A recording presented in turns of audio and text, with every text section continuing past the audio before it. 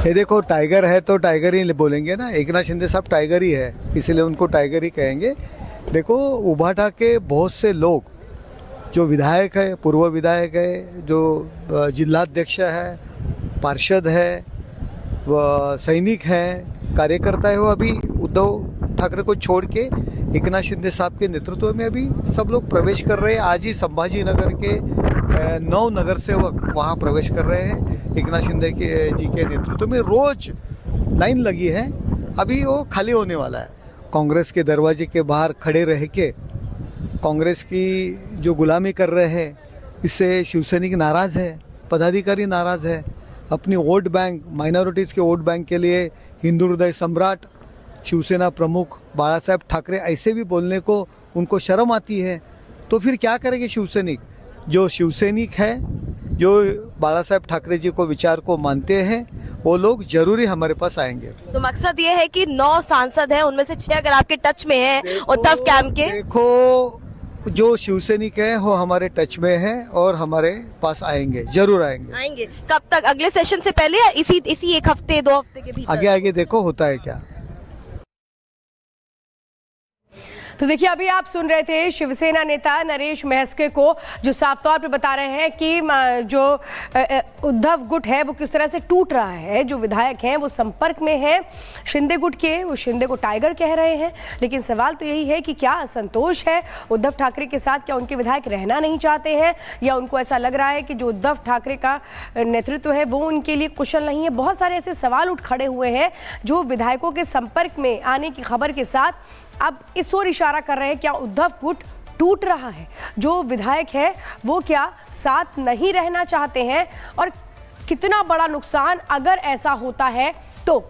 और चलिए अगली खबर की रुख करते हैं। बिहार के एनडीए सांसदों ने प्रधानमंत्री नरेंद्र मोदी को धन्यवाद दिया है। बजट में बिहार के लिए जिस तरह से बम्पर ऐलान किया गया, इसके बाद ये जो सांसद हैं ये धन्यवाद दे रहे हैं प्रधानमंत्री नरेंद्र मोदी को।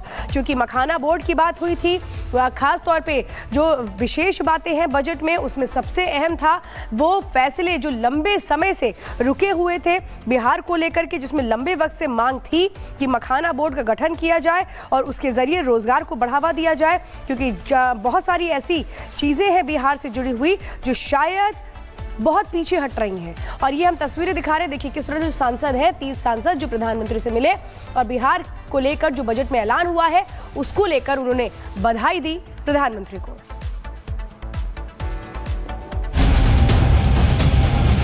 भगवाधारी आ रहा है एक बार फिर जोरों से। बीजेपी का पूरा हवा है, केजरीवाल का भी अब कुछ नहीं रहा। जन के हित में काम करे। दिल्ली की जनता जो है ना उम्र बना चुकी है बीजेपी के साथ।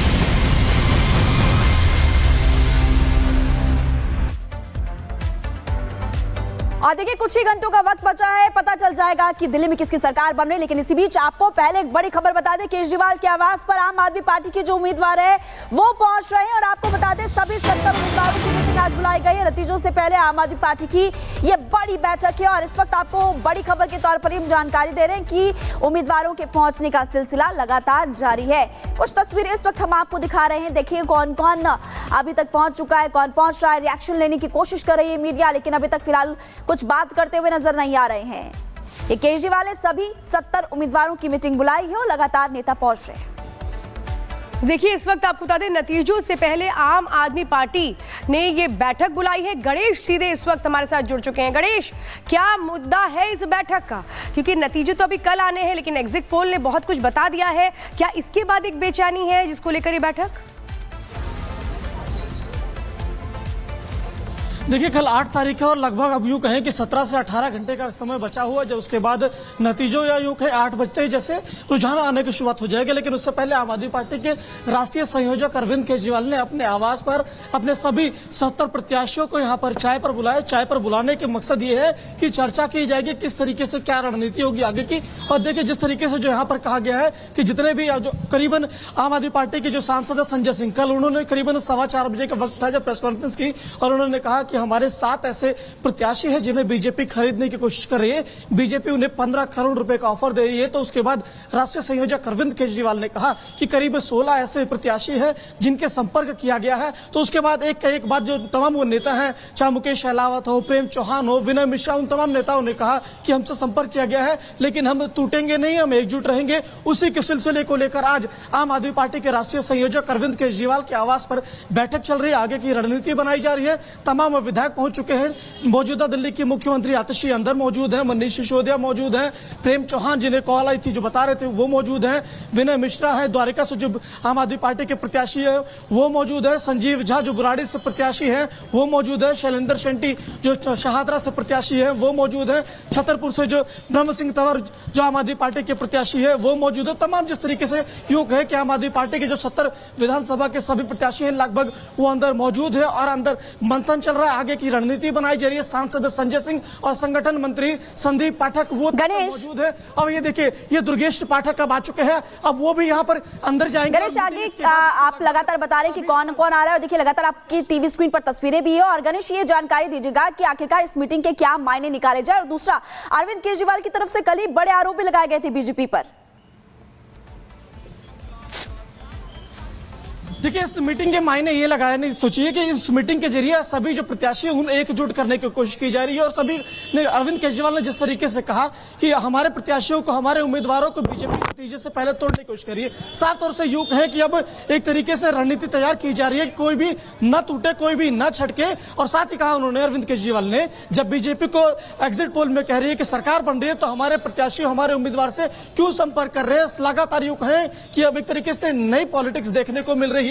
आज अरविंद केजरीवाल के आवास पर जो बैठक चल रही है सभी प्रत्याशियों को एकजुट रखने के लिए, बांधने को लेकर यूं कहे कि ये बैठक है। दुर्गेश जी बैठक को लेकर क्या कुछ इस बैठक में? देखिए सभी कैंडिडेट्स मिल रहे हैं, चुनाव खत्म हो गया है तो सब अपनी एक गेट टुगेदर होती है। आपको भी कोई कॉल आया था क्या? अभी मुझे तो नहीं आया है लेकिन बहुत सारे लोगों को आया कॉल। ये दुर्गेश पाठक थे जिनका साफ तौर से कहना था कि मुझे कॉल नहीं आया, लेकिन कई लोगों को कॉल आया है। चुनाव के बाद रणनीति बनाई जा रही है कि किस तरीके से अब आगे क्या मंथन होगा, क्योंकि अब महज 16 से 17 घंटे का जो समय विशेष बचा हुआ है, 8 बजे से कल रुझान आने शुरू हो जाएंगे कि इसके बाद साफ हो जाएगी तस्वीर कि दिल्ली में किसकी सरकार बनेगी, या सत्ता पे आम आदमी पार्टी रहेगी, या उसमें कोई परिवर्तन होगा। इसकी तस्वीर कल सुबह से हमें देखने को मिलेगी। लेकिन फिलहाल की अगर बात किया जाए तो रिजल्ट आने से पहले एक बिल्कुल गणेश, आप लगातार वहां से तस्वीरें हमें दिखाते रहिए।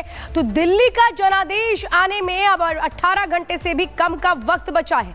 आम आदमी पार्टी की सरकार फिर सत्ता में आएगी या दिल्ली में बदलाव होगा, सर्वे सच होगा या आपका राज जारी रहेगा। कुछ नई एजेंसियों ने अपने ताजा सर्वे में किसे बहुमत दिया है, इस रिपोर्ट में समझिए।